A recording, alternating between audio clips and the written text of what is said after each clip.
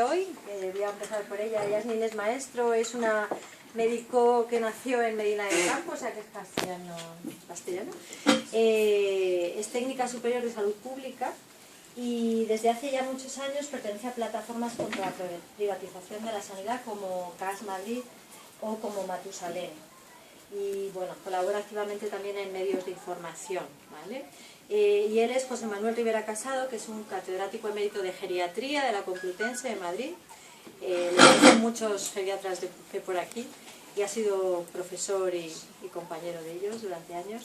Y además es académico del número de la Real Academia Nacional de Medicina. Soy de Valladolid también.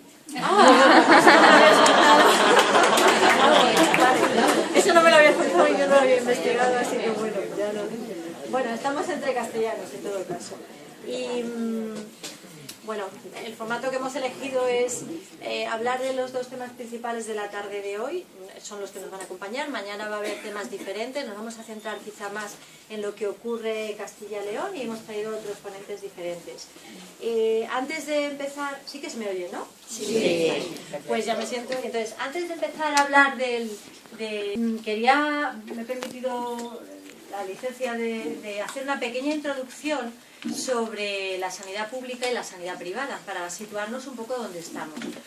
Porque en ocasiones oímos críticas contra el movimiento Marea Blanca que yo creo que es que no se entiende bien exactamente algunas de sus motivaciones, ¿no? Entonces, bueno, vamos a posicionarnos.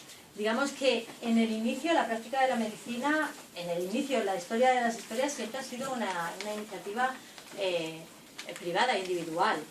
En la mayor parte de los casos los médicos empezaban o bien con su propia consulta privada o bien con agrupaciones de médicos o con mutualidades. Es en el siglo XX cuando los estados, a partir de un cierto momento, se dan cuenta de que la salud de los ciudadanos de ese estado es importante para el bienestar del estado y es importante incluso para la productividad de los ciudadanos de ese estado, ¿no?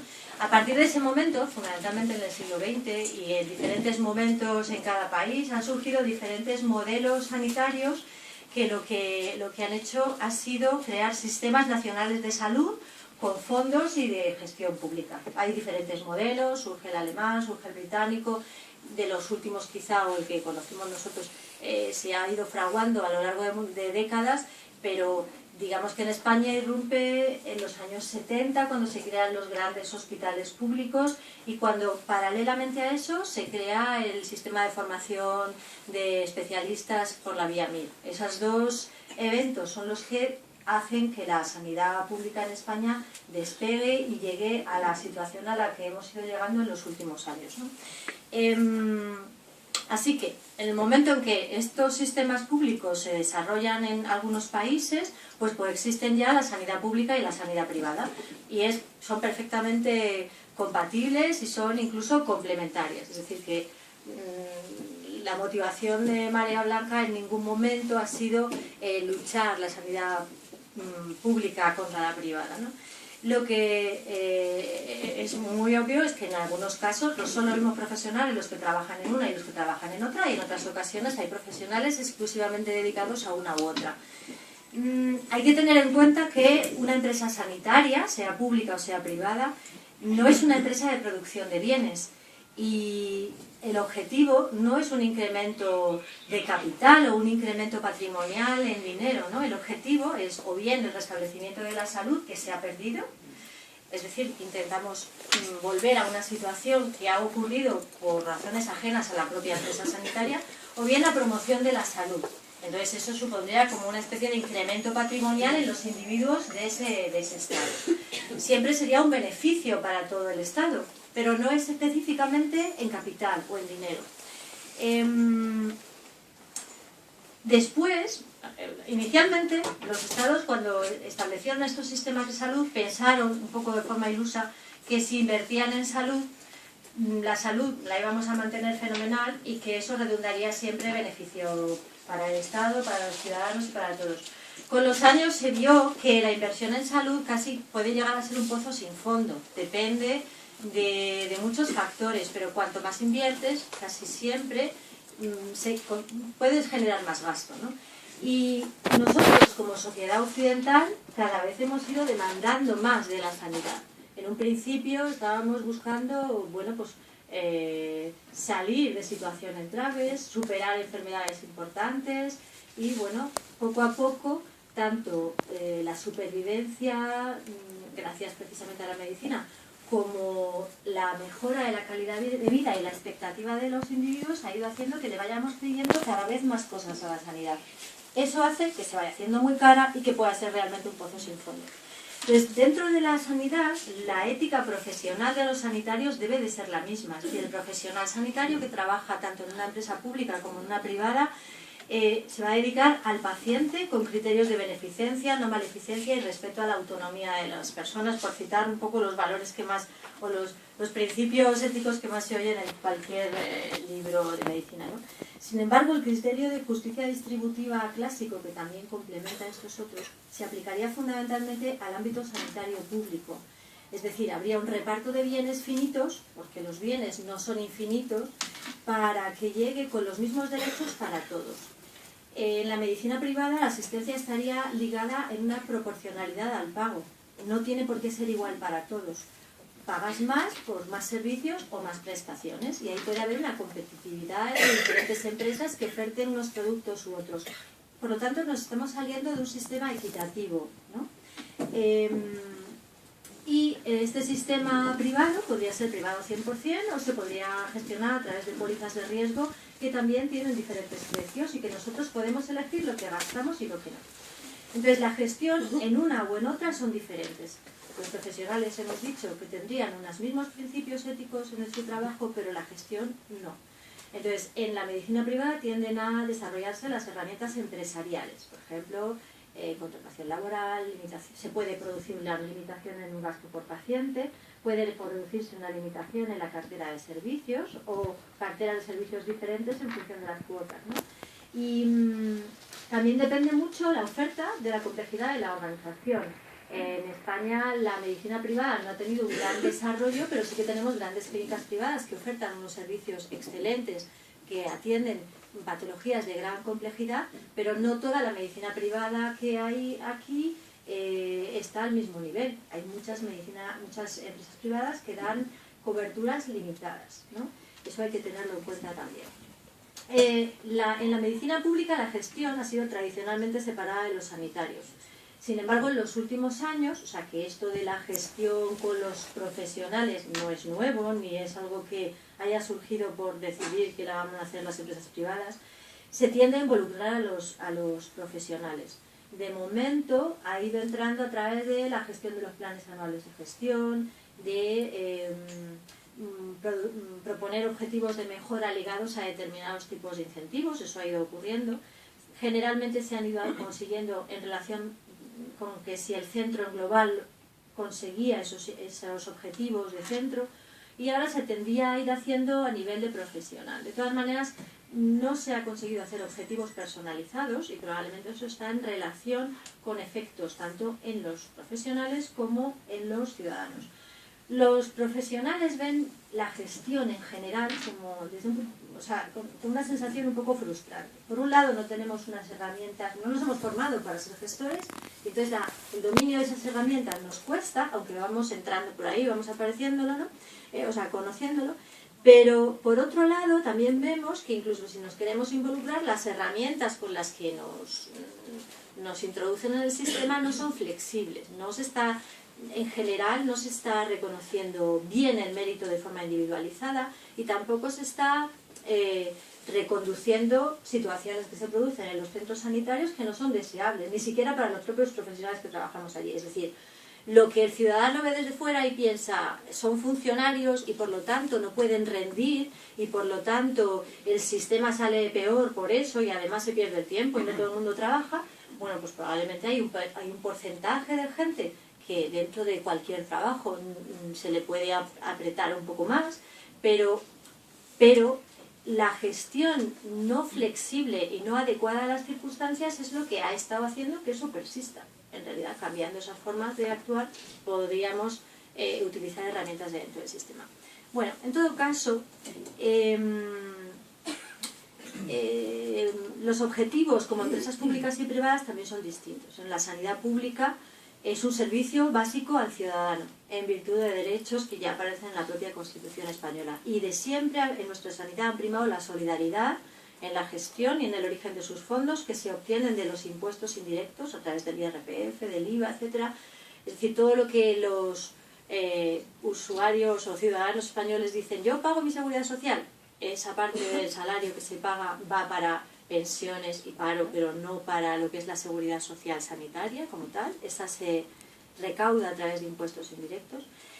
La universalidad, por ser ciudadano español se tenía acceso a ello, y la gratuidad para todas sus prestaciones. O sea, solidaridad, universalidad y gratuidad era lo que había caracterizado al sistema. Digamos que forma parte del concepto del estado de bienestar y que es el Estado el que decide prestar una serie de servicios básicos a todos los ciudadanos, siendo especialmente solidario y protector con los más desfavorecidos.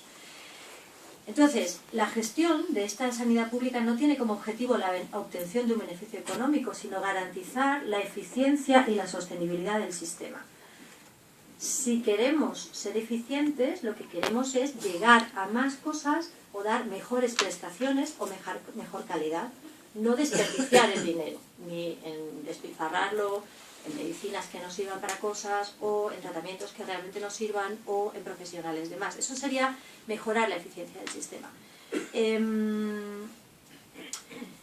Como los recursos son limitados, se tiene que emplear con criterios de justicia distributiva al menor coste posible, pero garantizando la cobertura de la población en la cartera que se haya comprometido de alguna manera.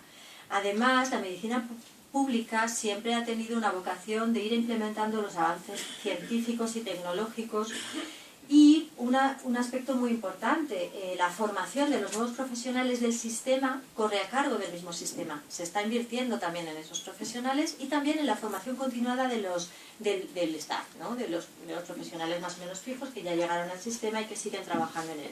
Es decir, que todo lo que se invierte en sanidad hace que el sistema se mueva, mejore, se actualice, mejore tecnológicamente y proporcione a los ciudadanos una calidad que pueda ir mejorando cada vez. Eso, de alguna manera, es lo que ha caracterizado a la pública. La sanidad privada, sin embargo, es una empresa de servicios que está orientada a la asistencia sanitaria, es decir, dentro de los servicios, la asistencia.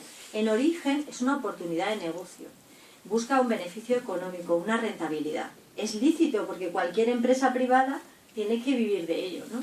Y esto puede ser un profesional individual que come y que vive de esto, o bien una empresa. Y digamos que el nivel máximo de la obtención de beneficio podría ser una empresa sanitaria que cotiza en bolsa, que después va a repartir beneficios entre consejos de administración y accionistas. En origen, solo recientemente y de forma minoritaria, se han ido ocupando también de la formación continuada de los profesionales que lo forman, y en muy pequeño porcentaje se ocupan de la formación de residentes o de residentes de enfermería, que pueden hacer también ahí una pequeña formación, ¿no? Por cierto, estoy pensando que no he cargado aquí los vídeos que yo traía, he traído pequeños fragmentos de vídeos para ilustrarlo un poquito, y ahora tocaría uno de los vídeos. Entonces estoy pensando que... Se me echa a disculpar que lo ponga ahora. Más o menos ha quedado claro un poco las diferencias entre sanidad privada y sanidad pública. Lo importante es que cuando la marea blanca como movimiento se moviliza en defensa de la pública, ahora vamos a ver por qué, no se trata de una lucha o una pelea que pretenda ir en contra de la sanidad privada. La sanidad privada está ahí, tiene sus propias iniciativas, y los empresarios o los individuos que hayan decidido hacerla, pues está perfecto, y a veces puede complementar, y a veces ha complementado cosas que la pública en un momento determinado no ha llegado. Pero el problema surge cuando pues se mezclan una cosa con la otra, ¿no? Y los objetivos de una o de otra no quedan muy claros. No sé si... Estoy pensando que necesitaría conectar esto aquí. Digo, en realidad te voy a acercar el micrófono a ti. ¿Qué es? ¿Te lo dejas?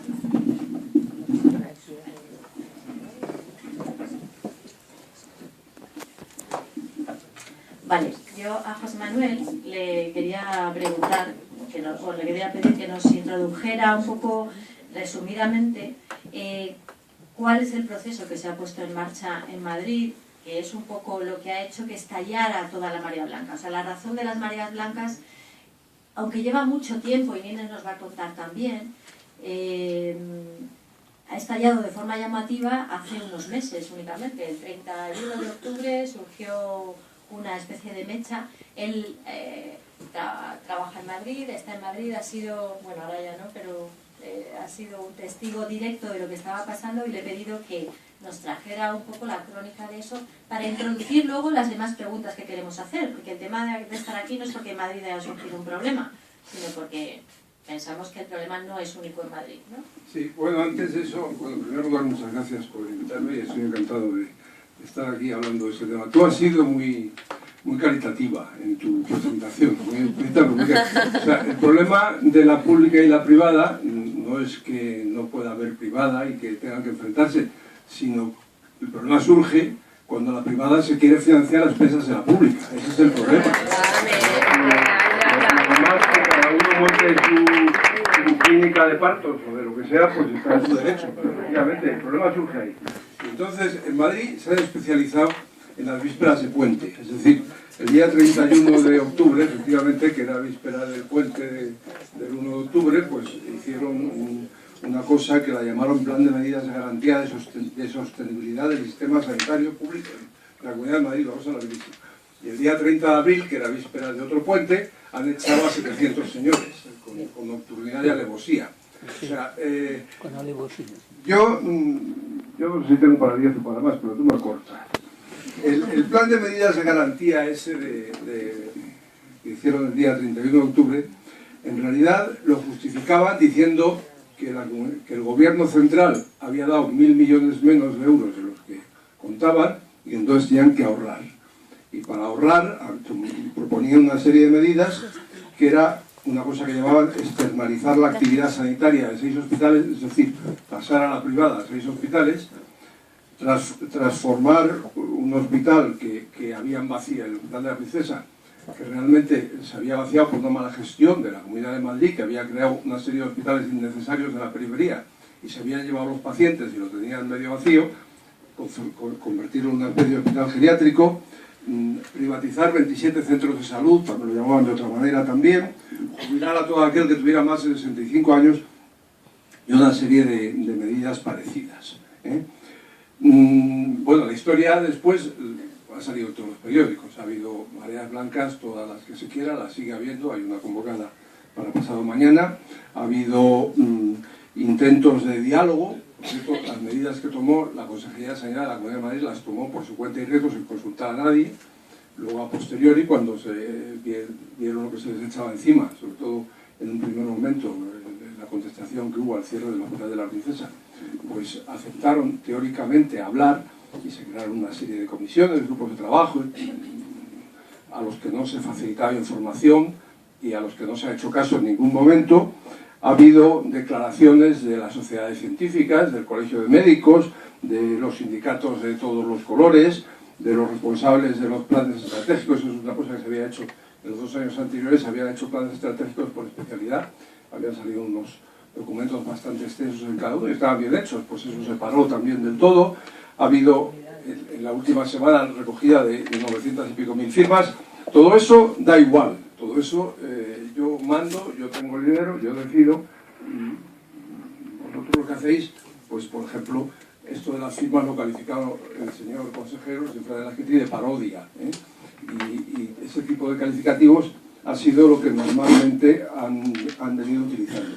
Se logró parar el cierre del Hospital de la Princesa, que era un absurdo, y se logró también anular otra cosa muy importante, que era lo del euro por receta, que fue otra de las medidas que tomaron. Pero todo lo demás han seguido para adelante y en algunos casos pues con nocturnidad y alevosía, como decía. Por ejemplo, en la expulsión de los 700 médicos estos que han echado la semana pasada, porque tenían entre 65 y 70 años, no es que les hayan echado, es que les han mandado una carta a las 2 de la tarde del día 30 de abril, diciendo que el día 15 de mayo ustedes están fuera y eso porque hace falta anunciarlo con 15 días de anticipación. Hay 9 días laborables, no vengan porque son sus vacaciones este año, no les han dado las gracias por los servicios prestados, que es una fórmula que se suele utilizar, y en cambio les han mandado una carta donde más o menos se les dice que, bueno, que lo que ellos hacen no vale, lo voy a leer literalmente. En cuanto a la necesidad de profesionales en la área funcional suya, correspondiente, la dotación actual es suficiente, o sea, usted no pinta nada. Por lo que se refiere a la relevancia de las técnicas sanitarias que realiza usted, su actividad no resulta fundamental para la actividad del centro. Respecto a su grado de participación, se puede afirmar que en la actualidad no existe evidencia de su participación relevante en proyectos de mejora, guías, etc. Es decir, les echan y además les insultan y les ofenden. Para muchos de estos 700 esto ha sido una sorpresa, porque han sido votantes de los que les están echando. Pero, bueno, pero la verdad es que me parece que ya se han arrepentido. ¿Por qué hace esto? ¿Por qué hace esto la administración? Por lo menos lo quiere justificar. No es, lo hace por otras razones probablemente, pero los argumentos que utiliza son ahorrar. Es que vamos a ahorrar, lo cual no cabe en cabeza humana. Porque si usted dice que va a mantener la calidad de esos hospitales, que va a mantener el mismo servicio, que no va a echar a personal, dice, y va a añadir una partida adicional, que es el beneficio de la empresa que se va a quedar con el hospital o con el centro de salud, pues se entiende muy mal lo del ahorro. De hecho, no han dado cifras. Las cifras que han dado son aproximativas y además las han cambiado de unas veces a otras. Es decir, lo del ahorro es un argumento que se utiliza pero que es absolutamente falso. Claro, no es falso si es falso todo lo que se supone que debe seguir igual, que es lo que va a ocurrir. En el año 2008, el consejero de Sanidad de la Comunidad de Madrid, el señor Güemes, hizo una convocatoria para los empresarios del sector que se llamaba algo así como venga usted para que yo le explique las oportunidades de negocio en sanidad. Les convocó en el Hotel Rich y, bueno, y realmente eso es lo que están aplicando ahora, aunque ya no lo dicen tan claramente. El otro argumento que se utiliza normalmente para intentar justificar esto es el de la gestión. Se dice, es que hay que ser más eficientes y con la privatización se es más eficiente.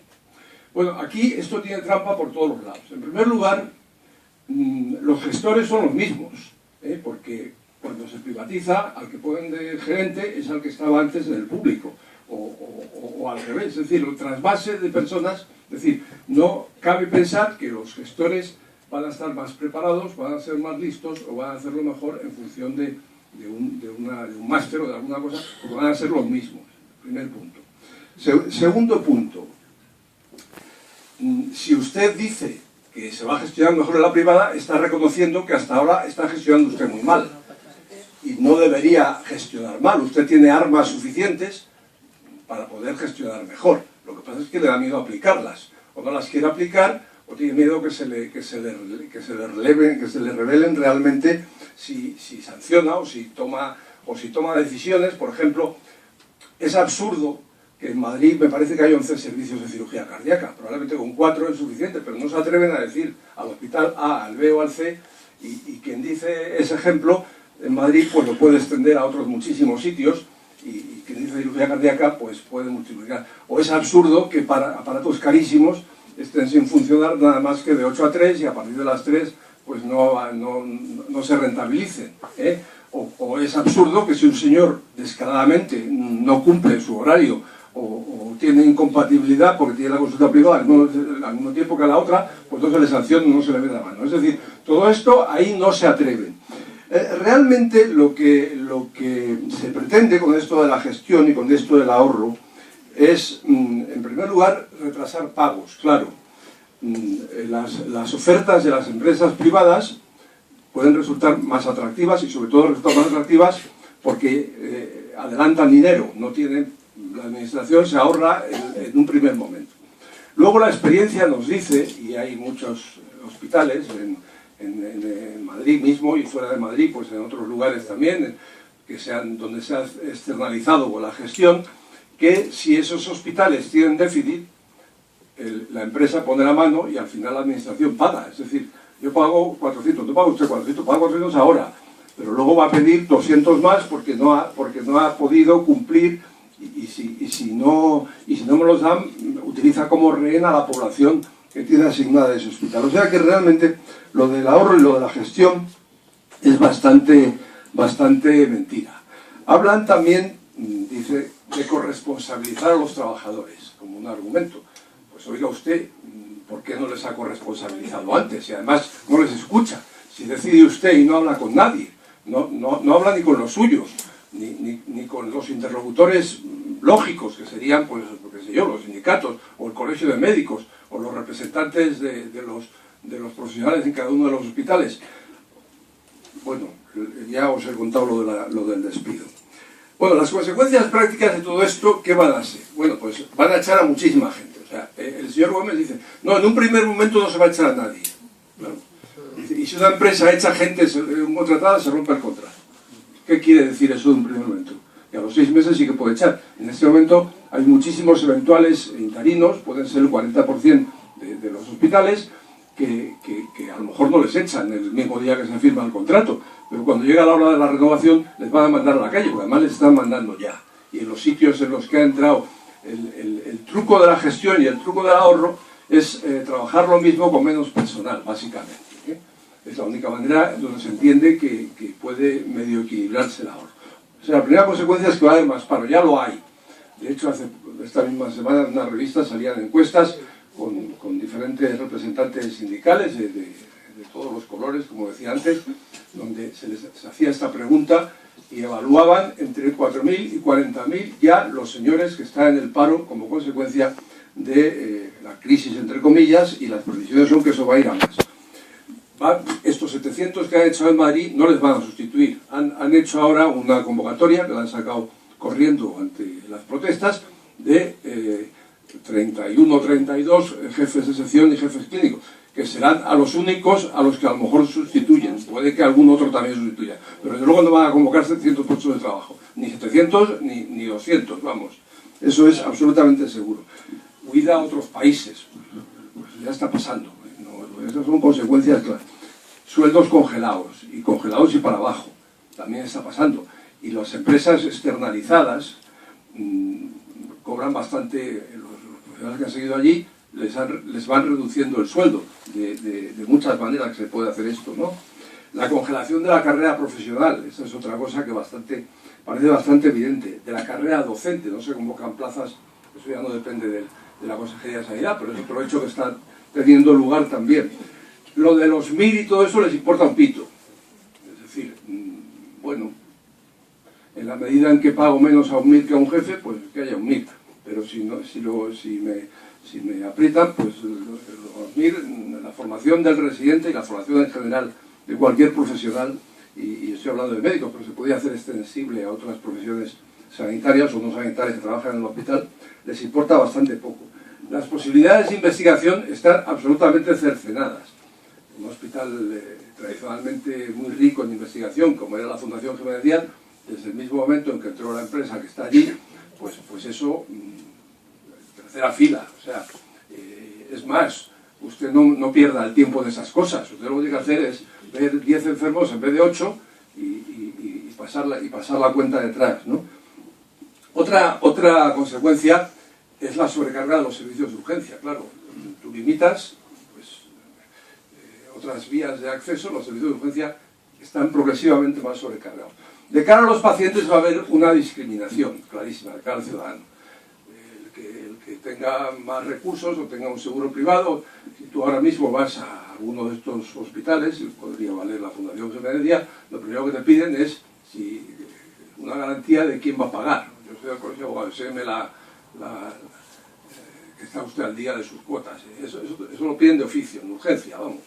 Entonces, esto va a generar discriminación en función de la economía y también discriminación social ligada a la económica, ¿no?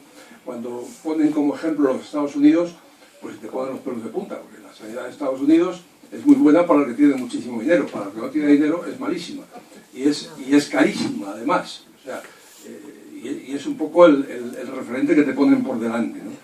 Va a haber discriminación por edad, que ya la hay siempre, pero ahora va a haber mucho más. El euro por receta, el copago, ¿quiénes tienen recetas? ¿Quiénes consumen los fármacos? Los viejitos. Pues a eso les va a costar muchísimo más. Los presupuestos de dependencia están yendo para abajo. En este momento lo de la dependencia es casi una caricatura de lo que era cuando se diseñó. O sea, va a haber discriminación por edad también. Va a haber un empujón hacia la sociedad de seguros privados, ¿no? Si yo no consigo que me atiendan adecuadamente, o las listas de espera van a crecer, están creciendo ya muchísimo, pues me hago un seguro privado, que por lo menos sé que determinado tipo de problemas, digamos, no excesivamente complicados, por los partos o las cataratas o cosas estas, me los pueden resolver. Y luego están buscando la manera, y esto ya no es solo de Madrid, sino en otros sitios también, de todo esto que estoy diciendo está pasando en Madrid, pero está pasando también en otros lugares, de sacar perras por otros lados. O sea, en Barcelona te cobran la cama del acompañante en algunos sitios, ¿eh? Ese es un modelo que se está pensando claramente. El cobro de los fármacos cada vez más también. Es decir, la posibilidad de buscar sacar dinero por diferentes lugares, incentivando desde luego los seguros privados y cosas estas, yo creo que va a recaer clarísimamente sobre la economía del paciente y va a ser una forma de discriminación. Y luego para el sistema, pues es una cosa tremenda, porque además no tiene marcha atrás. Una vez que pones esto en marcha, no tiene marcha atrás. Es muy complicado dar marcha atrás. Aquí hemos tenido la suerte, lo ha explicado antes Marta, de que como la situación, cuando lo de la transición y todo esto coincidió con que se creara la red pública de hospitales y se hizo la Ley General de Sanidad, pues conseguimos un sistema que era bastante bueno y se ha estado presumiendo de él, pero por esta vía se desmantela corriendo.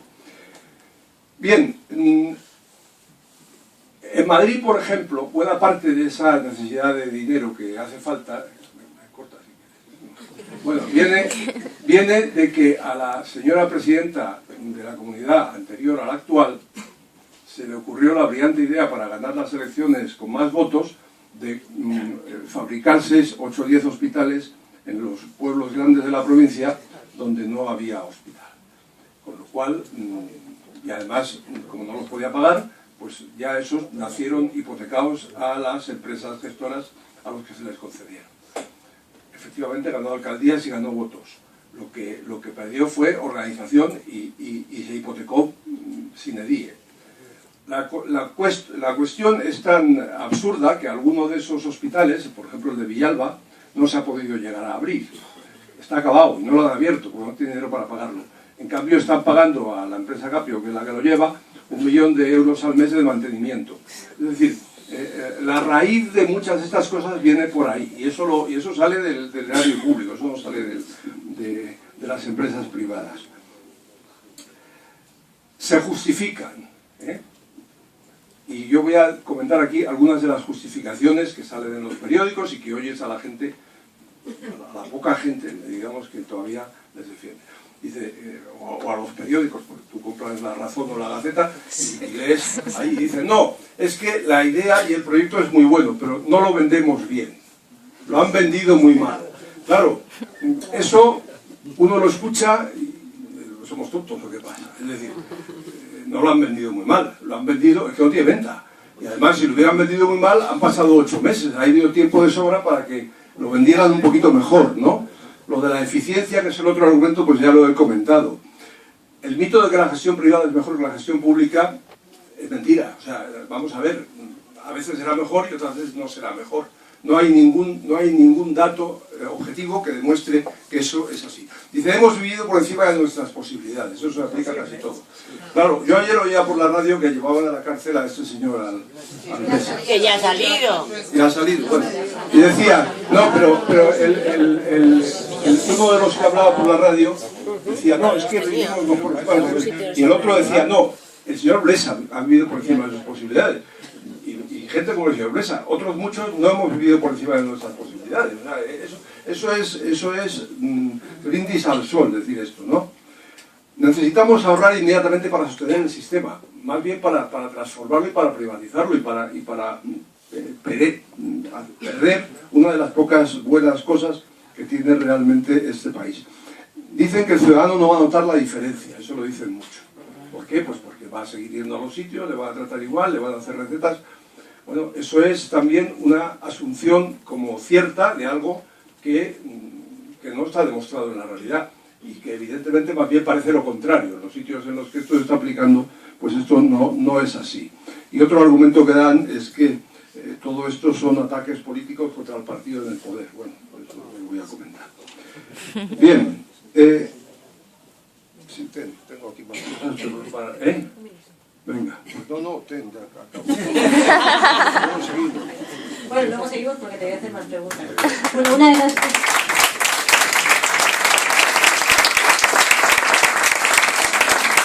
El que la sanidad nuestra tiene bolsas de ineficiencia es algo que se comenta siempre, que podemos aportar ideas de cómo se puede mejorar, pero en cuanto a su eficiencia comparada con otros países, sabemos que el porcentaje de PIB que gasta la sanidad española, siendo un PIB más bajo que el de otros muchos países, es mucho más bajo. Es decir, la inversión que hace nuestro país en la sanidad pública es mucho menor que la media de las sanidades públicas de toda Europa. Eso es una de las razones por las que el sistema se ha defendido siempre como un sistema eficiente.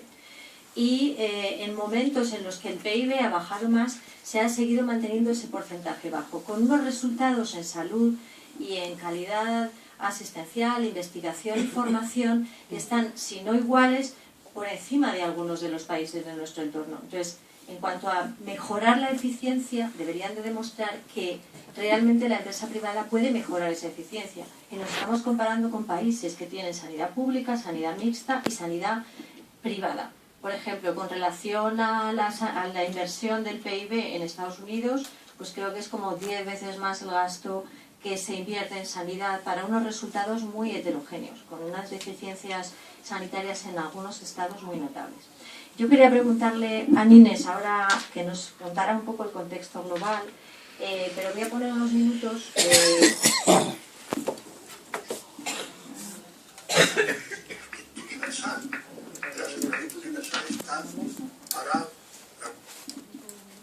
Voy a poner unos minutos, es breve. Este hombre es el... Este hombre es el director general de Hospitales de Madrid. Este hombre es director general de Hospitales y ha sido antes director general de Adeslas, sí, es el que puso en marcha el primer hospital de gestión privada, el de Alcira. Eso es, lo traigo como ejemplo para que hay otro concepto que se ha hablado mucho en Madrid, pero ya a nivel nacional, es lo que se llama la teoría de las puertas giratorias, ¿no? Un alto cargo de empresas privadas, por ejemplo, este hombre termina estando como alto cargo de la sanidad pública o de la sanidad de una comunidad autónoma. En este caso ha venido al revés, pero hay otros altos cargos que han estado primeramente en la sanidad pública, dirigiendo, gestionándola, y que después han terminado en empresas privadas. Hay un pequeño trozo de este vídeo que lo muestra. Empezó la OMS con eso. La Organización Mundial de la Salud, que salía por una puerta de la OMS y entraban por una puerta de la industria farmacéutica. Y el PSOE también, ¿eh? Tuvieron unos jefes de conciertos impresentables. ¿Dónde teníamos el micrófono que estaba? Pon el micrófono en el micrófono del ordenador. Pon el micrófono en el ordenador. No, ponle encima del micro.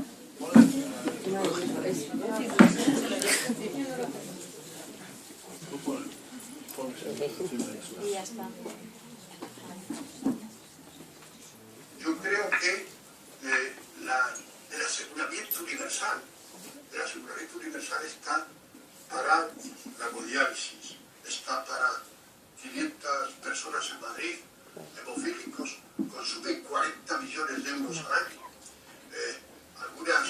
Algunos procesos necesitan de medicamentos anti-TNF, 350 millones nos gastamos en el tratamiento quimioterápico del cáncer. Todo eso es indivisible, eso no se puede fraccionar. Pero hay algunas cosas que se pueden fraccionar. Por ejemplo, no el copago, sino la financiación directa del médico de cabecera. Es algo que redundaría en un nuevo modelo sanitario más entrañable el tiempo. Fuera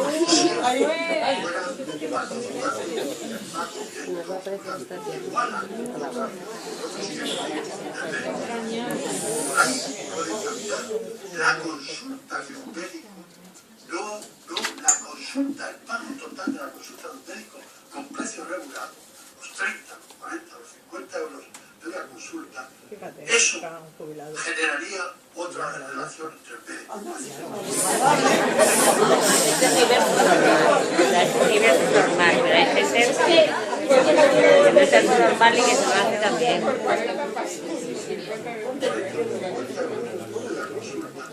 Eso generaría otra relación entre el médico y el paciente.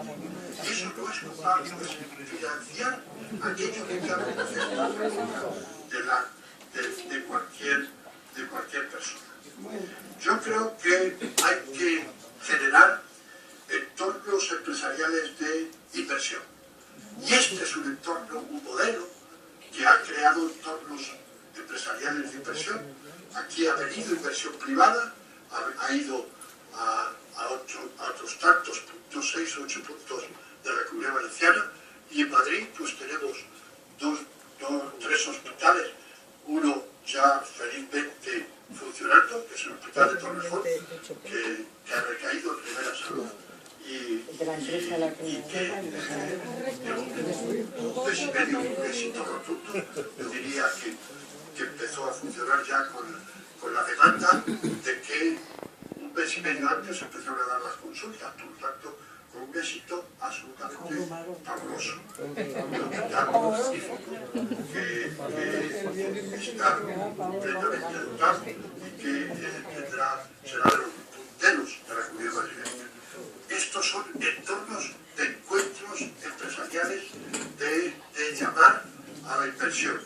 Pero esto necesita que España, que ha sido el país del mundo que ha creado más inversión pública, necesite saber que la riqueza de la sociedad le devuelva algo, la sanidad, a las propias sociedades. Dicen que se gasta el 18% del Producto Interior Bruto en la sanidad, lo sabemos casi todos, pero evidentemente recuperan un montón de dinero en la química de la que son líderes. Todo eso crea riqueza. Cuando nosotros hablamos de la creación de riqueza en la sanidad española, es casi siempre porque empleamos a más de 1 millón de personas dentro de la sanidad. Eso genera riqueza, pero es que hay que generar valor añadido aparte de los empleados. Y ese valor añadido es que hagamos investigación, creamos equipamiento, generemos riqueza, como ha creado este hospital en todo su momento histórico, desde que fue en el año 97 empezó a funcionar. Empezó a funcionar en enero 99, pero aquí empezó a crear riqueza el mismo día que se meten unas obras para hacer el agujero. No puedo. Este hombre es ahora mismo director de hospitales de Madrid, pero es el ideólogo de uno de los primeros hospitales de gestión privada, el famoso hospital de Alcira, ¿vale? La compañía era Rivera Salud y agrupaba a Deslas y tenía involucradas en el capital de inversión la Caja de Ahorros del Mediterráneo y otras cajas de ahorros locales. Luego pondré otro fragmento más. Lo importante es que esto que él ha estado contando enlaza con el concepto que él introduce aquí. Y él lo introduce en 1997 cuando convence a los inversores y en el 99 abren ese primer hospital. Entonces, con este contexto, Nines, yo quiero que, si nos quieres comentar algo en relación con él y con la historia y la visión global, ¿no? de todos estos años de atrás, antes de lo que pasa en Madrid. Bueno, en primer lugar, buenas tardes y gracias por la invitación y por estar aquí. Y creo yo que por estar dispuestas y dispuestos a no permitir que se lleven adelante estos procesos, porque si me puedes poner para que esto se vea. Sí. Porque lo que yo quería contaros, si me permitís que os tutee, y lo hacéis conmigo también, es que estamos ante un proceso de una envergadura enorme. Y desgraciadamente no es solamente el PP el que plantea todo esto. Si no, sería fácil. En las elecciones se le quitaba y punto. El problema es que la cosa es mucho más seria y viene de mucho más atrás. Y el enemigo es mucho más potente. Y para poder llegar a todo esto, ha tenido que comprar voluntades políticas, sindicales y de todo tipo, porque si no, no hubiera sido posible que esto empezara el 31 de octubre, cuando vais a ver desde cuándo todo este proceso se pone en marcha. Esta gráfica es muy sencilla, para que os hagáis una idea. El asunto es que la crisis esta no empieza ahora, no empieza en 2007. La crisis, la bajada del Producto Mundial Bruto empieza en los años 70. Y en los años 70 el capital plantea la otra cara de la moneda de lo que habían sido las políticas hasta entonces, que permitieron la creación, con mucha lucha de trabajadores y trabajadoras. Las cosas no nos las ha regalado nadie. En eso discrepo de la compañera. No es que los estados se dieran cuenta.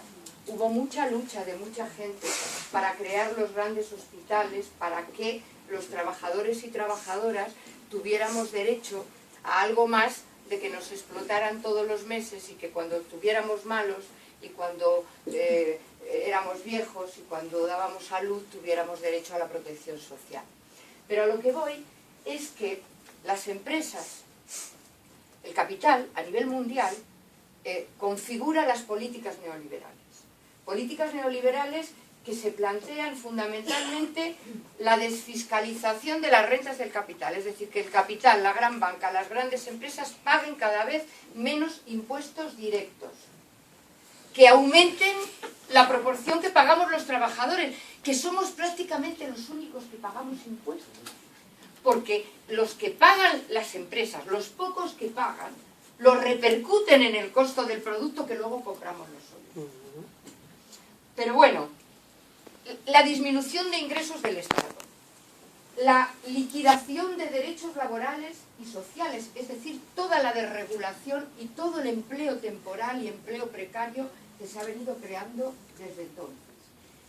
Se plantean también la privatización de todo lo que pueda dar dinero, no solo de la sanidad y la educación.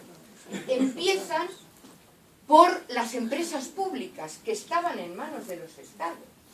Empresas públicas que producen mercancías de primera necesidad. La luz, el agua, la energía, los transportes, todo lo que es la industria pesada, la minería, todas esas cosas que son empresas estratégicas y que tenemos la obligación de comprar. La inversión en eso, las privatizaciones, que os acordáis que empezaron cuando entramos en la Comunidad Económica Europea, que había que modernizar el país y se empezó a privatizar todo, por lo tanto en épocas de PSOE, claro, se privatizó a precio de saldo y en régimen de monopolio, prácticamente. La luz, Resol, Telefónica, etcétera, etcétera. Claro, un negocio enorme, porque cuando una empresa vende un producto de primera necesidad, la población, por muy mal que esté, a ver, dejamos de ir de vacaciones si no tenemos dinero, pero de pagar la luz, de eso, en Madrid ya está pasando, ya hay gente que le corta la luz porque no puede pagar, pero es de lo último que dejas. Luego, es el negocio asegurado porque hay una clientela asegurada para esas privatizaciones. Todo eso se produce en los años, hasta los años 90 o así. Y el Producto Bruto, es decir, los beneficios empresariales son cada vez menores. No es que pierdan, sino que ganan menos. Van ganando cada vez menos. Y hay una presión enorme para la privatización de los grandes servicios públicos de la sanidad y la educación. Sobre todo en sanidad se plantea, para lo que dice este hombre, se plantea el negocio redondo.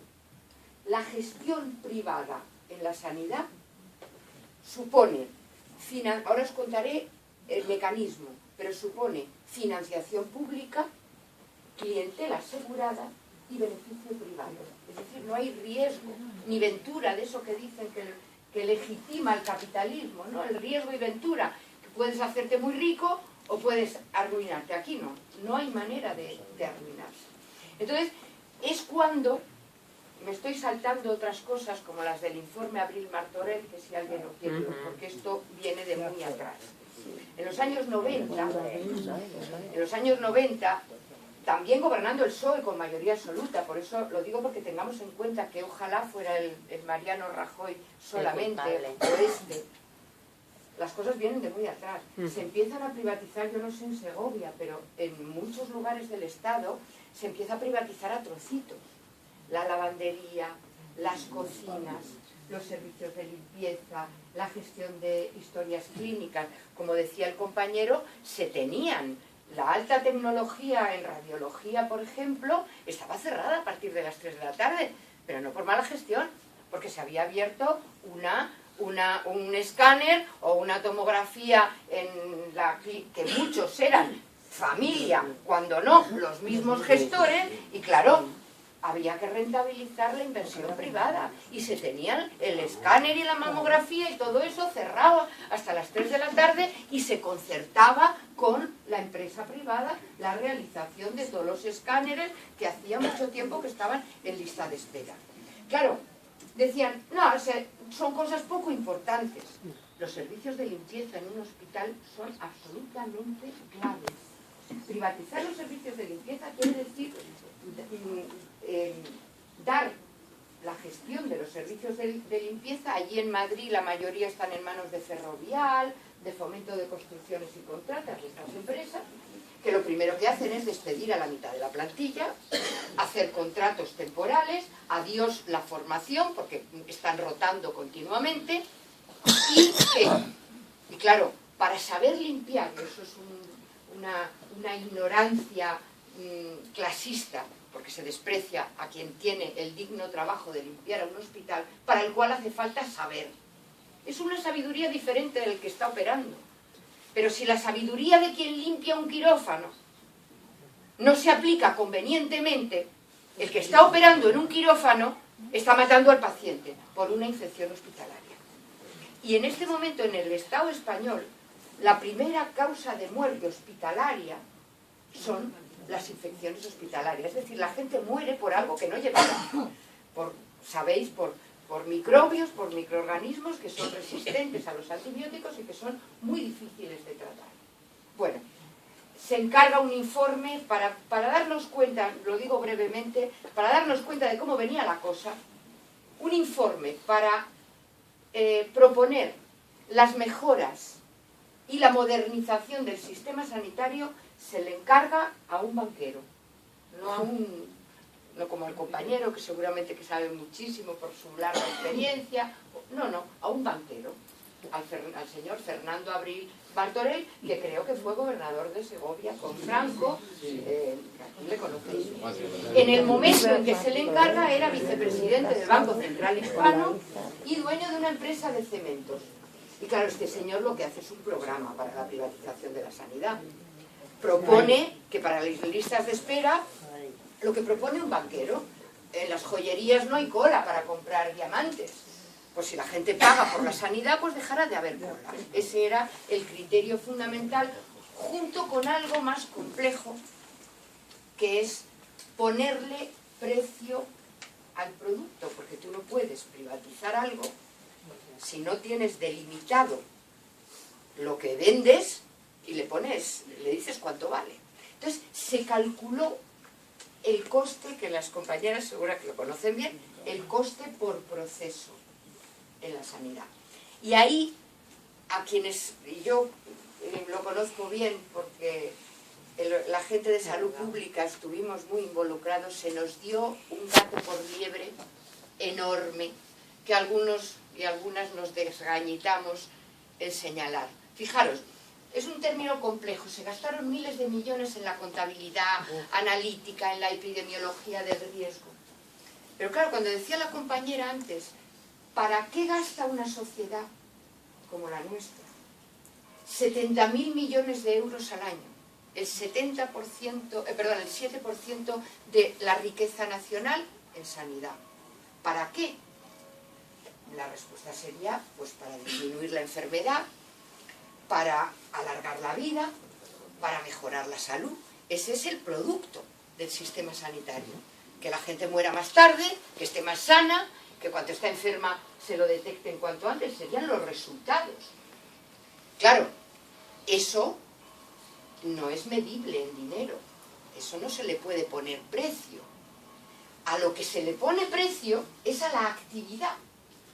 Es decir, se pone precio sobre todo a las intervenciones quirúrgicas de menos complejidad. Por ejemplo, no se le pone precio, el compañero que es geriatra, al tratamiento de las personas mayores. Es muy difícil, ahí eso no hay quien lo calcule. ¿Cuánto vale el tratamiento de una persona con una mayor, con una insuficiencia cardíaca y una insuficiencia respiratoria que ingresa 3 o 4 veces al año? Eso no hay quien lo calcule.